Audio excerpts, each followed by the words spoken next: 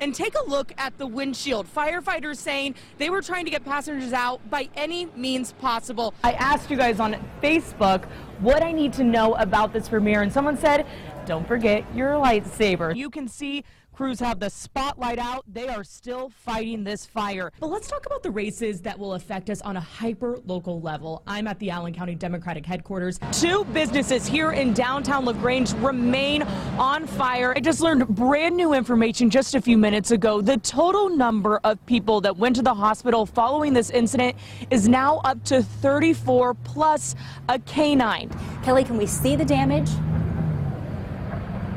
Well, damage wasn't even originally reported here at Headwaters Park, but you can see some cracking here on the concrete and even some crumbling. Katrina Catayo's car got stuck right here on this piece of concrete. We'll take this street. We're on State Boulevard. It's covered. This sidewalk is covered in snow. It's icy and hard. Well, the damage is very visible out here, Pat and Tara. Here in the village of Haviland, power poles and lines are down, blocking really any way into the town. About 6 reports of tornadoes coming from the Huntington County and Wabash County areas tonight.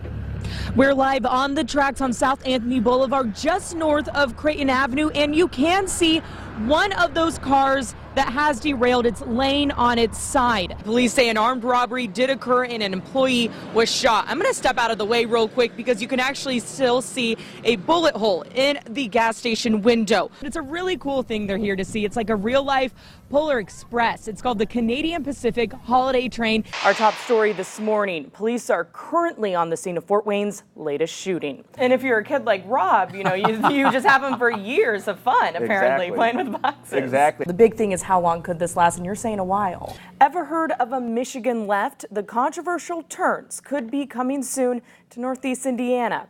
New tonight, the plan for a Fort Wayne Public Art Program and Commission is headed to the mayor's desk. Well, I'm a history buff, so I'm kind of into that, actually. I love history. Well, also, the Northern Indiana Pet Expo continues today. I'm also a pet person, so I have a lot of things to do today. IU's Chief Student Welfare Officer said she was not alarmed by the number of reports, considering there are more than 19,000 employees. A stretch along Interstate 70 here in Indiana has turned deadly for a second time this week. Tonight, scammers are using the death of a Boone County deputy in an attempt to trick a community in mourning. It's unclear if the incidents are connected or where they happened.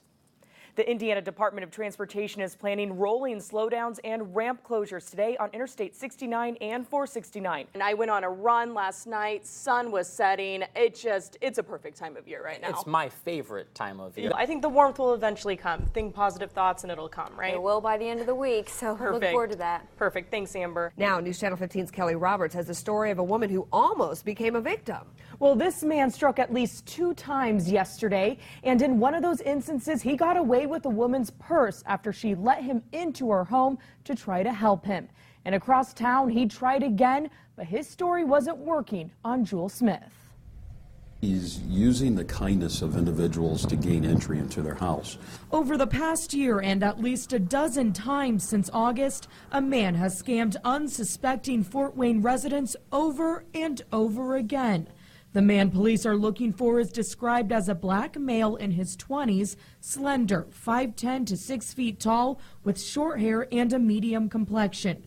His crime first starts with a story. And he'll indicate that he's visiting from out of town. His grandmother lives somewhere in the area. He said, I was looking for my grandma.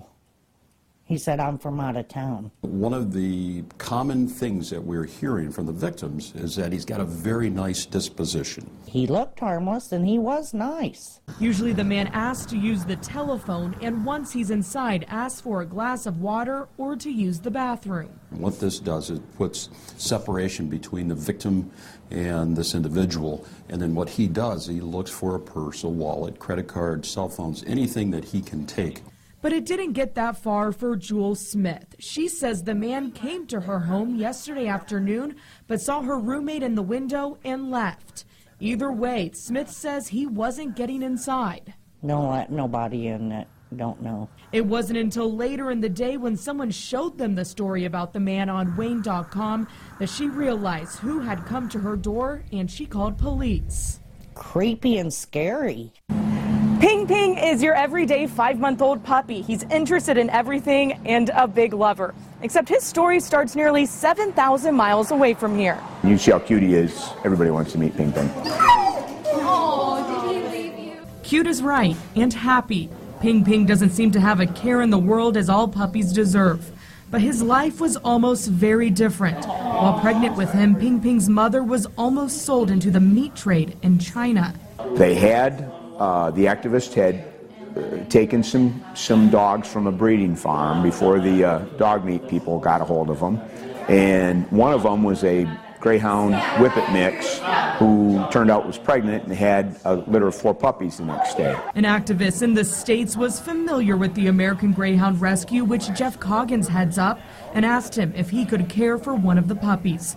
This is the first request of its kind for the organization, which usually focuses on rescuing greyhounds from the racing tracks. Coggins agreed, and Ping Ping arrived in Chicago 2 weeks ago today. Now he stays with foster parents in Northwest and Northeast Indiana. That makes me proud of our organization that someone would have that faith in us. Ping Ping has his forever home with a family in Wisconsin. He'll go there once he's neutered at the beginning of the summer. For Coggins, Ping Ping's journey has taught him more about the meat trade in Asia. Just this week, Taiwan outlawed eating dog and cat meat, and in China, that could come soon. With the good work that these activists are doing, plus the changing mindsets of younger generations of kids, they're not as interested in eating dog. They think that in 5 to 10 years, that will be illegal in mainland China. For more on Ping Ping's story and the Chinese meat trade, visit this story on Wayne.com. Reporting in Warsaw, Kelly Roberts, News Channel 15. We've seen the pictures inside Houston grocery stores. The shelves are empty, so people here in Northeast Indiana are sending food. Got some ribs right there. Just saw some half chickens. Barbecue. It fills your stomach and soul. And just because it's free doesn't mean it can't be good. Lucille's Barbecue in Fort Wayne sent some of their own down to Houston today with their big smoker. They're teaming up with Operation Barbecue Relief to cook hundreds of thousands of meals for those in need. We do everything from season, smoke, cut, serve, whatever they want us to do. And more food is also on its way down south. This batch from Bluffton. And getting needed material to people quickly enough and efficiently enough is always a challenge. But efficiency isn't the problem here. Harvest Call Distribution Center is teaming up with Midwest Food Bank and the Salvation Army to fill boxes with canned and boxed goods to be shipped to Texas. More than 750 boxes were filled tonight in less than an hour. You ask for help for disaster, our church comes forward. It's just all there is to it. Some will be in the flood waters, others helping from hundreds of miles away. But there's passion in the food. It's a good feeling that our skill can help somebody out and make somebody's day better.